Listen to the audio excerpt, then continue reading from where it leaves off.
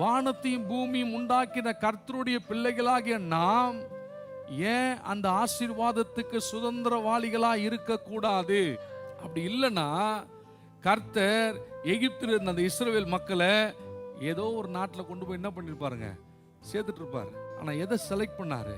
கானான். கானான் எப்படிப்பட்டது? நலமும் விசாலமுமான பாலும் தேனும் ஓடுகிற ஒரு தேசம். தேவனுடைய இருதயம் எப்படிப்பட்டதா இருக்கு பாருங்க. பெற்றவர்கள் கூட பிள்ளைகளுக்கு இப்படி ஒரு பெஸ்ட்லயும் பெஸ்ட கொடுக்கணும்னு யோசிக்க முடியாது. பெஸ்ட கொடுப்பாங்க, ஆனா பெஸ்ட்லயே பெஸ்ட கொடுக்கிறவர் தான் நம்முடைய பரம தகப்பன். எல்லாவற்றிலும் நேர்த்தியானதை செய்கிறவர். இப்ப யோசிச்சு செலக்ட் பண்றாரு. அவருக்கு அங்க யார் இருக்கிறா? இது நடக்குமா? இத பத்தி யாரு கவலைப்படுவா? நம்ம தான் கவலைப்படுவோம். ஆண்டவரே, நடக்கிற கதையா? முதல்ல அதுக்குரிய காசு என்கிட்ட இருக்கா? இதெல்லாம் நம்ம தான் யோசிப்போம். முடிவு பண்ணிட்டாருன்னா அதை செய்து முடிப்பார். எப்போ முடிவு பண்ணார்னா, ஆபிரகாம், ஈசாக்கு, யாக்கோபுக்கு முடிவு பண்ணிட்டாரு, உங்க சந்ததிக்கு இந்த தேசத்தை கொடுப்பேன். சொன்னவர் செய்து முடித்தார்.